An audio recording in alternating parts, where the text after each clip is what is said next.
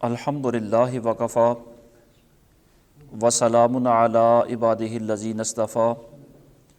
خصوصاً علی سید الانبیاء علیہ التحیۃ والثناء اما بعد فاعوذ باللہ من الشیطان الرجیم بسم اللہ الرحمن الرحیم وبشر المؤمنین بأن لهم من اللہ فضلا کبیرا صدق اللہ مولانا العظیم وبلغنا رسولہ النبی الکریم الامین ونحن علی ذلک لمن الشاہدین والشاکرین والحمد للہ رب العالمین ان اللہ وملائکتہ یصلون علی النبی یا ایہا الذین آمنوا صلوا علیہ وسلموا تسلیما الصلاۃ والسلام علیک یا سیدی یا رسول اللہ وعلی آلک واصحابک یا سیدی یا حبیب اللہ الصلاۃ والسلام علیک یا شفیع المذنبین وعلی آلک واصحابک یا رحمۃ للعالمین۔ بعد از حمد و ثنا، گزشتہ جمعۃ المبارک کو حضرت سیدنا عمر بن عبدالعزیز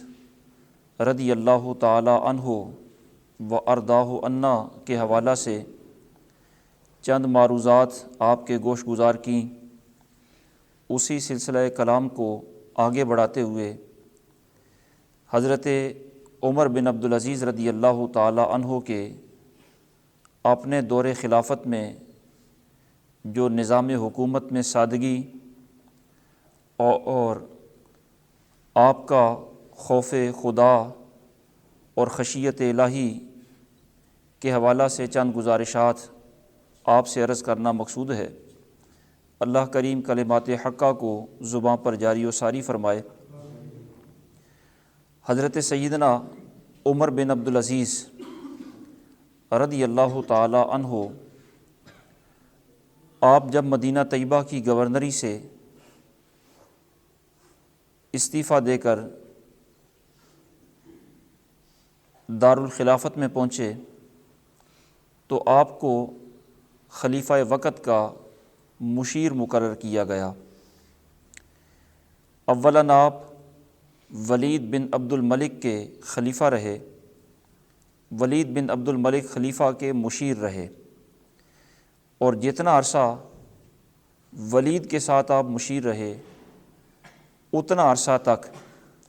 آپ نے اسے ہمیشہ راہ راست پر اور حق پر قائم رہنے کی تلقین ہی کی۔ کوئی ایسا اس نے مشورہ مانگا ہو تو آپ نے ایسا مشورہ نہیں دیا جس کا آپ کو زندگی میں کبھی افسوس ہوا ہو۔ پھر اس کے بعد سلیمان بن عبد الملک ولید کا چھوٹا بھائی وہ خلیفہ بنا، تو آپ پھر سلیمان کے بھی مشیر رہے، بلکہ سلیمان بن عبد الملک تو خلیفہ بنا ہی آپ کی وجہ سے تھا، ورنہ ولید خلافت کو اپنی اولاد میں یعنی اپنے بھائیوں کا نام ولی عہدی سے مٹا کر اپنی اولاد میں یہ خلافت منتقل کرنا چاہتا تھا، لیکن آپ رکاوٹ بنے اور آپ نے جو مشورہ دیا اس کی وجہ سے سلیمان بن عبد الملک خلیفہ بنا، اور سلیمان پھر آپ کی عزت بھی بہت کیا کرتا تھا۔ حضرت عمر بن عبدالعزیز رضی اللہ تعالیٰ عنہ آپ جب تک مشیر رہے آپ کے مشورے ان خلفاء کے لیے کیسے ہوا کرتے تھے، اس کی ایک دو مثالیں آپ یوں سنیں کہ سلیمان بن عبد الملک ایک دفعہ کسی صحرا میں ہے، آپ بھی اس کے ساتھ ہیں، سخت بارش، بادلوں کی کڑک اور بجلی کی چمک، اور ہیں صحرا میں۔ سلیمان بن عبد الملک وہ بادلوں کا اس طرح چھا جانا کہ اندھیرا ماحول میں چھا گیا ہو، اور بادل بھی زور سے کڑک رہا ہو، اور بجلی بھی پوری آب و تاب کے ساتھ چمک رہی ہو، تو بندہ فطرتاً گھبرا جاتا ہے اور ڈر لگا رہتا ہے کہ کہیں یہ عذاب کی آندھی نہ ہو۔ تو سلیمان بن عبد الملک نے جب یہ منظر دیکھا صحرا کے اندر، تو اس نے اس عذاب سے بچنے کے لیے حضرت عمر بن عبدالعزیز رضی اللہ تعالیٰ عنہ کو 1,00,000 درہم دیا کہ یہ صدقہ کر دو تاکہ اللہ رب العالمین ہمیں اس مصیبت سے نجات دے دے۔ ظاہر ہے صدقہ سے بلائیں ٹل جاتی ہیں، اس لیے اس نے صدقہ دیا کہ یہ غرباء میں تقسیم کر دو تاکہ ہم اس مصیبت سے محفوظ رہیں۔ حضرت عمر بن عبدالعزیز رضی اللہ تعالیٰ عنہ نے خلیفہ وقت کو فرمایا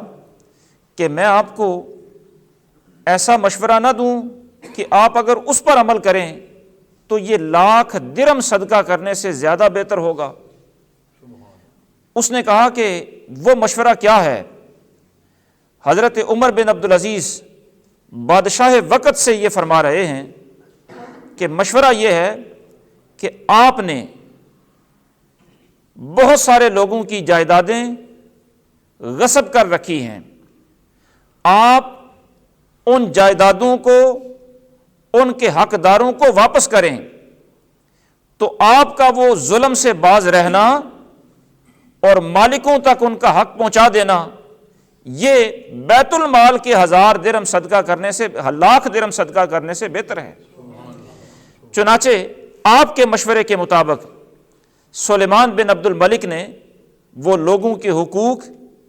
اور غاصبانہ قبضے لوگوں کو واپس کیے۔ اللہ رب العالمین نے انہیں تکلیف سے، مصیبت سے محفوظ بھی رکھا۔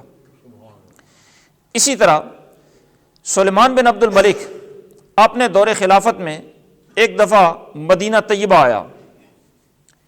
مدینہ طیبہ جب آیا تو حضرت عمر بن عبدالعزیز بھی ساتھ تھے،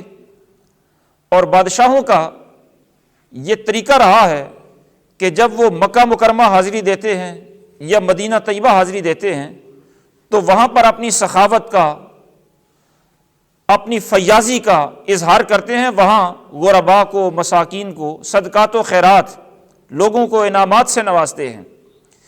چنانچہ سلیمان بھی آیا تو اس نے وہاں مدینہ طیبہ میں خوب خرچ کیا، خوب لوگوں کو نوازا، اور جب سارا فیاضی کا اظہار کر چکا تو حضرت عمر بن عبدالعزیز کے ساتھ وہ خلوت میں بیٹھا ہے۔ اب داد طلب نظروں سے حضرت عمر بن عبدالعزیز کو دیکھ کر یہ کہنے لگا کہ عمر، دیکھا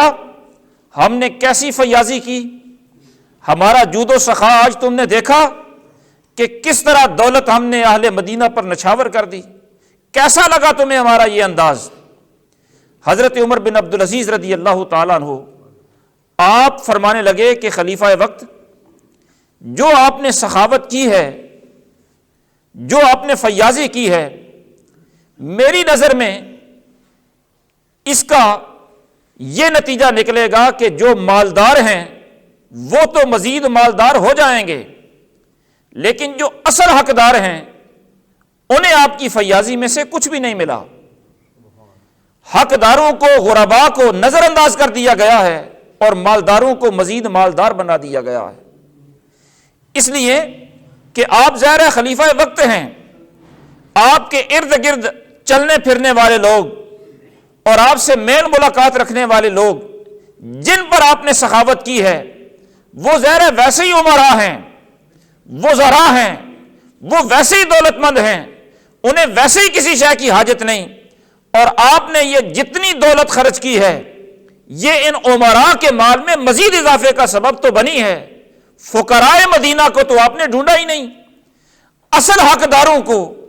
جن کو یہ صدقہ پہنچنا چاہیے تھا ان کو تو آپ نے تلاش ہی نہیں کیا۔ یہ انداز تھا مشیری کے دور میں حضرت عمر بن عبدالعزیز رضی اللہ تعالیٰ عنہ کا، کہ خلفاء کے سامنے ان کے منہ پر کلمہ حق آپ کہہ دیا کرتے تھے، اور کسی قسم کی آپ کو کبھی خوف، مصلحت یہ آڑے نہیں آئی۔ حضرت عمر بن عبدالعزیز رضی اللہ تعالیٰ عنہ پھر خود خلیفہ بنے، اور خود خلیفہ بننے سے پہلے آپ کے سیرت نگاروں نے یہ لکھا ہے کہ حضرت عمر بن عبدالعزیز رضی اللہ تعالیٰ عنہ آپ کو خواب میں سرکار دو عالم صلی اللہ تعالیٰ علیہ وسلم کی زیارت نصیب ہوئی، اور سرکار نے ارشاد فرمایا کہ اے عمر اذا ولیت فعمل فی ولایتک نحو من عمل ہذین، کہ سرکار نے جب جلوہ کروایا تو سرکار کے ساتھ دو شخصیات اور بھی تھیں۔ سرکار نے فرمایا کہ اے عمر، جب تمہیں والی بنایا جائے، حکمران بنایا جائے، تو ان دو شخصیات جیسی حکومت کر کے دکھانا۔ حضرت عمر بن عبدالعزیز نے عرض کی یا رسول اللہ یہ شخصیات کون ہیں؟ ارشاد فرمایا ایک کا نام صدیق اکبر ہے، دوسرے کا نام فاروق اعظم ہے، ان جیسا نظام حکومت لے کے آنا۔ اور پھر سرکار نے یہ بھی ارشاد فرمایا انہیں خوابی میں کہ اے عمر، نظام چونکہ بہت بگڑا ہوا ہے، اس لیے نظام کو سنبھالنے کے لیے خون ریزی نہ کرنا، خون نہ بہانا، سختی نہ کرنا، اس لیے کہ لوگوں کے ہاں تو تیرا نام عمر بن عبدالعزیز ہے، لیکن اللہ رب العالمین کے ہاں تیرا نام جابر ہے، اور جابر کا مطلب ہوتا ہے بکھری ہوئی چیزوں کو اکٹھا کرنے والا، بگڑی ہوئی چیزوں کو سنوارنے والا، ٹوٹی ہوئی چیزوں کو جوڑنے والا۔ یہ امت مسلمہ جو انتشار کی حالت میں ہے، اس کو یکجا تیرے وجود سے کیا جائے گا، اور ان کی حالت جو بگڑی ہوئی ہے، ان کے اندر نکھار تیرے وجود سے پیدا ہوگا، اس لیے اللہ کے ہاں تیرا نام جابر ہے، لوگ تجھے بے شک عمر بن عبدالعزیز کے نام سے جانتے ہیں۔ پھر حضرت عمر بن عبدالعزیز رضی اللہ تعالیٰ عنہ کو سرکار نے جو فرمایا تھا کہ ان خلفائے راشدین جیسا نظام قائم کرنا، تو آپ نے وہ نظام قائم کر کے دکھایا، اور اس طرح نظام قائم کر کے دکھایا کہ آج بھی دنیا آپ کے دور خلافت کو خلافت راشدہ کا دور کہتی ہے، خلفائے راشدین کے اندر آپ کا شمار کیا جاتا ہے۔ اور آپ جب خلیفہ بنے تو نظام کیسے قائم ہوتا ہے؟ سلیمان کی وفات کے بعد سلیمان نے خود ہی عمر بن عبدالعزیز کو اپنا جانشین مقرر کر دیا تھا، اور اس کی جانشینی کا جو سرٹیفکیٹ تھا وہ لوگوں سے مخفی رکھا گیا۔ اس کی وفات کے بعد جامع مسجد کے اندر نئے خلیفہ کے اعلان کا ایک مجمع لگا، وہاں نئے خلیفہ کا اعلان ہونا ہے، تو ظاہر ہے جس جگہ پر نئے خلیفہ کا اعلان ہونا ہے وہاں آپ اندازہ کر سکتے ہیں کہ وزراء کس تعداد میں، بڑے لوگ مشیر اور عہدے کے طلبگار کس تعداد میں جمع ہوں گے، اور عام لوگ کہ نیا خلیفہ کون ہوگا یہ جاننے کے لیے کتنی تعداد میں جمع ہوں گے۔ ایک جمع غفیر ہے اور انتظار کر رہا ہے کہ نئے کس خلیفہ کا اعلان کیا جاتا ہے۔ سب سے پہلے اعلان کرنے سے پہلے لوگوں سے یہ وعدہ لیا گیا کہ جو بھی خلیفہ نیا مقرر ہوگا اور جسے سابقہ خلیفہ نے نامزد کیا ہے اس کی بیعت کرو گے، اطاعت قبول کرو گے؟ سب نے حامی بھر لی۔ پھر وہ خط کھولا گیا، اس رکے کو پڑھ کے سنایا گیا کہ سلیمان نے اپنا جانشین عمر بن عبدالعزیز کو مقرر کیا ہے۔ جس وقت آپ کا اعلان ہو رہا تھا تو لوگ مجمع میں ایک دوسرے کی طرف دیکھ رہے تھے، ڈھونڈ رہے تھے کہ یہاں عمر بن عبدالعزیز کہاں ہیں، لیکن بڑے مجمع میں عمر بن عبدالعزیز کسی کو نظر نہیں آئے۔ آپ کو تلاش کیا گیا، آپ مسجد کے کونے میں محو عبادت ہیں، سر جھکائے متوجہ اللہ ہیں، اور لوگ تلاش کرتے ہوئے جب آپ کے پاس پہنچے کہ حضور آپ خلیفہ بن گئے ہیں، تو آپ یہ خبر سن کر کہ ساری امت کا بوجھ میرے کندھوں پر آ گیا ہے، اتنی بڑی ذمہ داری مجھے سونپ دی گئی ہے، یہ سوچ کر آپ کی طبیعت کے اندر کمزوری پیدا ہو گئی، اتنی کمزوری پیدا ہو گئی کہ اب اٹھنا چاہتے ہیں، اٹھنے نہیں ہو رہا۔ لوگوں نے پکڑ کر آپ کو سہارا دے کر اٹھایا، طبیعت نہ ڈھال ہے، سہارا دے کر اٹھایا، ممبر مسجد پر لے گئے اور آپ کو ممبر پر بٹھا دیا گیا۔ اب بحیثیت خلیفہ آپ نے بیعت لینی ہے اور لوگوں سے پہلا خطبہ آپ نے ارشاد فرمانا ہے۔ ممبر پر آپ کو سہارے سے بٹھا تو دیا گیا، لیکن رو اتنا رہے ہیں، ذمہ داری کا احساس اتنا زیادہ بھاری ہو گیا ہے کہ کافی دیر ممبر پر خاموش بیٹھے ہیں اور مسلسل آنسو بہ رہے ہیں۔ جب کافی دیر بیٹھنے کے بعد آپ کی طبیعت تھوڑی سی سنبھلی تو آپ نے لوگوں سے فرمایا کہ لوگوں، قسم بخدا یہ خلافت میں نے نہ کسی کے سامنے اپنے رب سے مانگی، نہ خلوت میں اپنے رب سے مانگی، یہ ذمہ داری میں نے کبھی اپنی تمنا ہی نہیں کی، یہ میری طلب کے بغیر مجھے سونپ دی گئی ہے اور تمہیں میری اطاعت کا پابند بنا دیا گیا ہے، لیکن میں اپنی مرضی سے تمہیں اپنی اطاعت سے آزاد کرتا ہوں، جس کی چاہو بیعت کر لو۔ سارے لوگ بیک زباں حضرت عمر بن عبدالعزیز رضی اللہ تعالیٰ عنہ سے کہنے لگے کہ ہم آپ ہی کی بیعت کرنا چاہتے ہیں، آپ ہی کو خلیفہ مقرر کرنا چاہتے ہیں اور آپ ہی کی اتباع اور اقتداء کرنا چاہتے ہیں۔ چنانچہ حضرت عمر بن عبدالعزیز رضی اللہ تعالیٰ عنہ خلیفہ بن گئے۔ خلیفہ بننے کے بعد اب سابقہ خلیفہ کی تدفین ابھی ہونا ہے۔ سلیمان بن عبد الملک، اس کی تدفین کے لیے آپ قبرستان میں باقی لوگوں کے ساتھ گئے۔ تدفین سے جب فارغ ہو گئے تو سابقہ خلفاء کے دستور کے مطابق تدفین سے فارغ ہونے کے بعد بہترین قسم کے گھوڑے، عمدہ قسم کی سواریاں، شاہی سواریاں، وہ تدفین سے واپسی پر آپ کے سامنے لا کر کھڑی کر دی گئی۔ آپ نے فرمایا یہ کیا ہے؟ کہا گیا کہ حضور یہ وہ سواریاں ہیں جن پر آج تک کوئی بندہ سوار ہوا ہی نہیں، ان کی دیکھ بھال بڑے ناز سے کی گئی ہے اور انہیں تیار اس لیے کیا گیا ہے کہ جو بھی نیا خلیفہ مقرر ہوگا اس نئے خلیفہ کے لیے یہ نئی سواریاں ہوں گی۔ جب بادشاہ حکمران نئے حکمران بنتے ہیں تو وہ اپنے مکانات، اپنے رنگ و ریبن، اپنی زیب و زینت، اپنی گاڑیاں مرسڈیز نئی خریدتے ہیں۔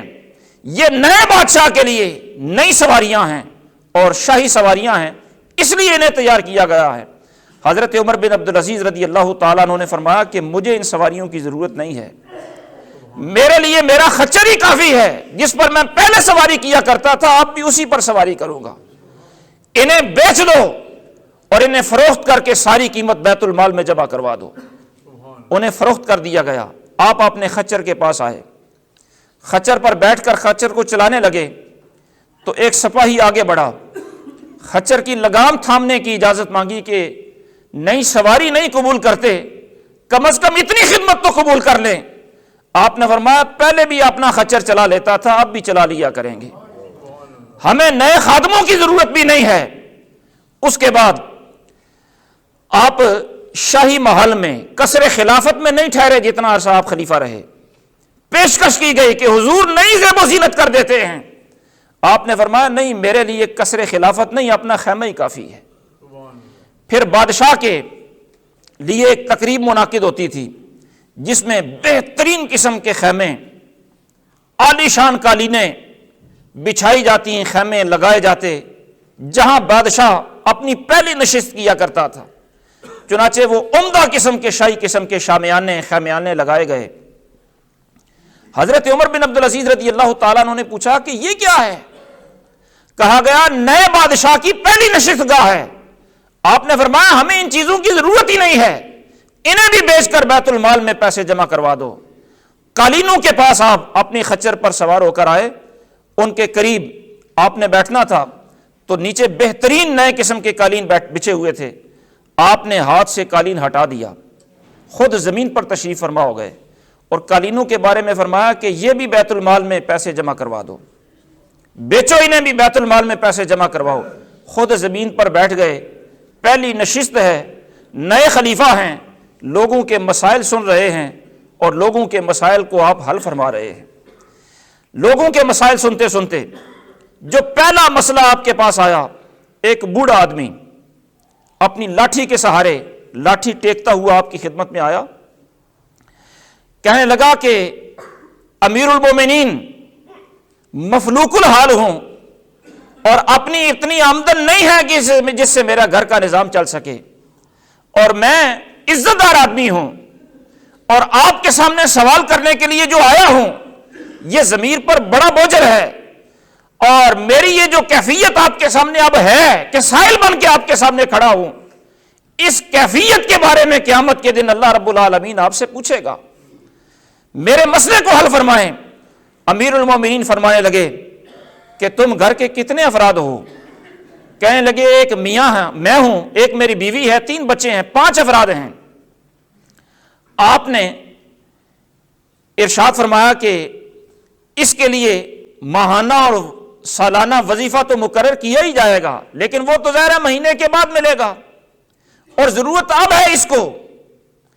اس لیے آپ نے بیت المال میں سے 300 درہم فوراً ادا کرنے کا حکم دیا اور اپنی جیب سے 200 درہم دیے۔ فرمایا آئندہ انشاءاللہ تمہیں شکایت کا موقع نہیں ملے گا۔ فوری شکایات کا ازالہ ہوتا رہا، اور لوگوں کے مسائل سن سن کے جب اپنے گھر واپس پہنچے، اپنے گھر واپس پہنچنے کے بعد آپ نے اپنی اہلیہ محترمہ، ان کا نام فاطمہ تھا، اور وہ فاطمہ جو تھی وہ سابقہ خلیفہ سلیمان اس کی بھی ہمشیرہ تھی، اس سے پہلے خلیفہ ولید کی بھی ہمشیرہ ہے، اور اس سے پہلے خلیفہ عبد الملک اس کی بیٹی ہے، اور عمر بن عبد العزیز کے بعد بننے والے خلیفہ یزید بن عبد الملک اس کی بھی بہن ہے۔ یعنی 3 بھائی خلفاء ہیں، والد خلیفہ ہے، دادا بھی خلیفہ ہے، وہ زہر شہزادی عمر بن عبد العزیز کے نکاح میں ہے، تو اس شہزادی کو اپنے باپ کی طرف سے کیا کچھ ملا ہوگا، اپنے سابقہ خلیفہ بھائیوں کی طرف سے کتنے تحائف ملے ہوئے ہوں گے۔ عمر بن عبد العزیز اپنے گھر میں آئے، اب قومی احتساب کا عمل شروع کرنے کے لیے سب سے پہلی ابتدا آپ نے اپنے گھر سے کی۔ آپ نے اپنی بیوی سے فرمایا کہ فاطمہ، مجھے چونکہ سارے مسلمانوں کے معاملات کا نگران بنا دیا گیا ہے، اور میں یہ جانتا ہوں کہ سابقہ خلفاء نے لوگوں کے حقوق غصب کیے ہوئے ہیں، لوگوں سے ظلم کر کے اپنی جائیدادیں بنائی ہوئی ہیں، ان کے اپنے پاس جو کچھ تھا وہ بھی ظالمانہ نظام سے تھا، اور جو انہوں نے لوگوں کو تحائف دیے تھے وہ بھی ظالمانہ نظام سے حاصل کر کے دیے تھے۔ تیرے پاس بھی جو تحائف ہیں، جتنے زیورات ہیں، ظاہر ہے وہ میری کمائی سے بھی نہیں، تیرے باپ کی کمائی سے بھی نہیں، وہ لوگوں کے مال سے تحائف تجھے ملے ہیں۔ اس لیے تیرے پاس 2 ہی آپشن ہیں، یا عمر کو رکھ لے یا اپنے وہ جائیداد اور زیورات کو رکھ لے، کسی ایک چیز کو تو ترجیح دے دے۔ اس وفا شعار خاتون نے کہا کہ مجھے عمر چاہیے، چنانچہ وہ سارے زیورات، ساری جائیدادیں، جو کچھ بھی تھا وہ سارے کا سارا بیت المال میں جمع کروا دیا گیا۔ اس کے بعد خود احتسابی کا نظام اور ملکی احتساب کا نظام اپنے گھر سے شروع کرنے کے بعد آپ نے بنو امیہ، ظاہر ہے پورا ایک خاندان ہے، شاہی خاندان، اس خاندان کے لوگوں کو آپ نے یہ آرڈر جاری کر دیا کہ تمہارے پاس بھی جو جو کچھ ہے، کسی کو کسی کے باپ نے دیا ہوگا، کسی کو کسی کے دوست نے دیا ہوگا، کسی کو بھائی نے دیا ہوگا، دوستی کی بنا پر، رشتہ داری کی بنا پر، جس کے پاس جو کچھ بھی ہے وہ سارے کا سارا بیت المال میں جمع کروائے، اور تمہیں 10 درہم اس وقت دیا جائے گا بطور انعام۔ جب 10 درہم کا آپ نے اعلان کیا اور فرمایا کہ سارا کچھ جمع کروانا ہوگا، تو اس بات سے ظاہر ہے خاندان میں بہت بڑا ایک ہلچل پیدا ہوا، خاندان میں غصہ اور آپ کے بارے میں عجیب قسم کے جذبات۔ خاندان کے لوگ اب بات کرنا چاہتے ہیں، کبھی آپ کی پھوپھی کو بھیجتے ہیں، کبھی کسی کو سفارشی بنا کر بھیجتے ہیں، حتیٰ کہ آپ کے بیٹے کو انہوں نے بھیجا اور بڑی بڑی تڑیاں لگا کے بھیجا کہ یہ آپ کیا کر رہے ہیں ہمارے ساتھ، ہمیں ہمارے باپ داداؤں نے ہمارے خاندان سے یہ ملے ہیں، آپ کیوں اس طرح کر رہے ہیں؟ اور اگر آپ نے یہی روش جاری رکھی تو آپ کو ڈر نہیں لگتا کہ ہم بغاوت کر دیں گے؟ یہ کیوں اس طرح کر رہے ہیں؟ یعنی خاندان آپ کے خلاف تل گیا،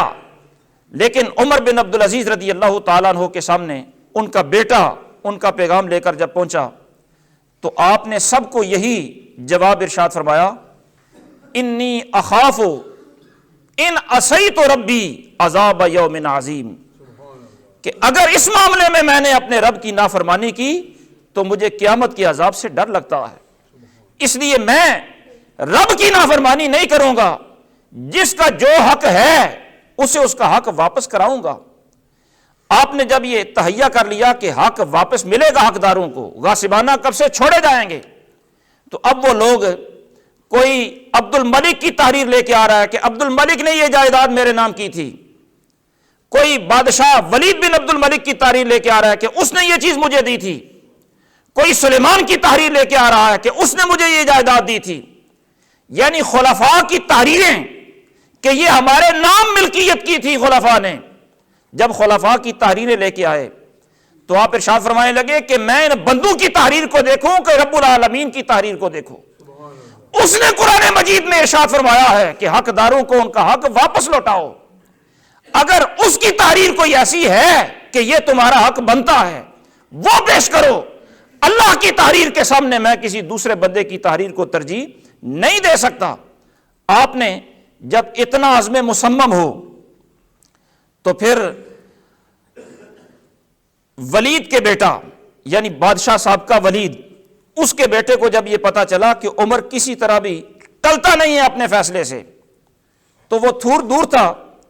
دارالخلافت سے اس نے خط لکھا حضرت عمر بن عبدالعزیز امیر المومنین کو،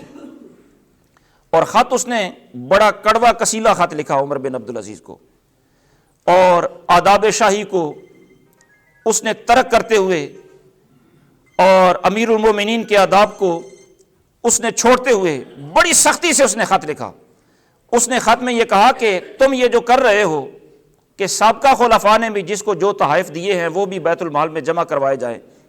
تمہیں پتہ ہے کہ تم یہ خاندان پر ظلم بھی کر رہے ہو کہ انہیں دیے گئے تم ان سے واپس چھین رہے ہو، اور تمہارے اس حرکت سے سابقہ خلفاء بھی بدنام ہو رہے ہیں، تم انہیں غاصب ثابت کر رہے ہو، ظالم بتا رہے ہو لوگوں کو، تو یہ تمہاری حرکت کیسی ہے؟ یعنی اس طرح کا اس نے خط بڑے غصے کے تیور سے لکھا۔ حضرت عمر بن عبدالعزیز رضی اللہ تعالیٰ عنہ ویسے تو بڑی نرم طبیعت کے مالک تھے، لیکن ظاہر ہے اس کا یہ خط صرف اسی کے خیالات نہیں تھے بلکہ خاندان کے اجتماعی خیالات تھے۔ آپ نے اس خط کا جواب اسی تیور میں اسے دیا۔ آپ نے ارشاد فرمایا کہ تم ولید کے بیٹے ہو، تمہیں سب سے پہلے اپنی حیثیت یاد رکھنی چاہیے کہ تم ہو کون۔ تمہارا باپ جو بادشاہ تھا اس نے ایک لونڈی بیت المال کے پیسے سے خریدی سی جس سے تم پیدا ہوئے ہو، یعنی تمہارا اپنا وجود بھی جس خاتون سے جنم لیا گیا ہے وہ خاتون بھی بیت المال کی رقم سے خریدی گئی ایک لونڈی تھی۔ تم اپنی حیثیت بھول رہے ہو جو بات کر رہے ہو، اور فرمانے لگے کہ یہ بات ذہن سے نکال دو کہ میں کسی کی کوئی رعایت کروں گا اور اللہ رب العالمین کے احکام کو میں پس پش ڈال دوں گا۔ جو کتاب اللہ نے کہا ہے احتساب کا نظام وہ پورا منوان جاری ہوگا، اور تم بھی یاد رکھنا اگر تمہارے پاس بھی کوئی شے ہے جو تمہیں تمہارے باپ نے، دادا نے یا کسی نے دی ہے تو وہ تم خود حقداروں کو دے دو، ورنہ میں وہ لے کے تقسیم کر دوں گا۔ یہ حضرت عمر بن عبدالعزیز رضی اللہ تعالیٰ عنہ کا نظام خلافت ہے جو آپ نے احتساب کے طور پر اپنے ملک میں رائج فرمایا، اور پھر خود یہ قومی احتساب کر لینے کے بعد اپنی ساری زندگی آپ کو یہ بھی دھمکی ملی، بعد میں آنے والے خلیفہ یزید بن عبد الملک کی طرف سے یہ دھمکی ملی کہ عمر تم جانتے نہیں ہو کہ تمہارے بعد میں نے بھی خلیفہ بننا ہے، جب میں خلیفہ بنوں گا تو پھر سوچو تمہارے ساتھ، تمہاری اولاد کے ساتھ کیا بنے گا، تم ہم سے اس طرح کا کیوں سلوک کر رہے ہو کہ ہم سے سب کچھ چھین رہے ہو۔ جب اس نے یہ دھمکی بھیجی حضرت عمر بن عبدالعزیز کی طرف، اور یہ بڑی دھمکی ہوتی ہے، حضرت عمر بن عبدالعزیز رضی اللہ تعالیٰ عنہ نے اسے جواب دیا کہ جس حال میں میں خود اور میرے اہل خانہ گزارا کر رہے ہیں، تم بادشاہ بن بھی گئے تو اس سے زیادہ مصیبت میں ہمارا حال پھر بھی نہیں آ سکے گا، اس سے زیادہ مصیبت میں ہماری حالت نہیں آ سکے گی۔ اس واسطے کہ اس وقت دور خلافت میں ان کی حالت کیا تھی کہ آپ اپنے گورنروں کو کثیر وظائف دیا کرتے تھے، 200 300 دینار آپ وظیفہ دیا کرتے تھے، لیکن اپنے لیے آپ یومیہ صرف 2 درم لیا کرتے تھے، باقیوں کو دیناروں میں، سونے کے سکوں میں وظیفہ دیا جاتا، اور آپ کے لیے درم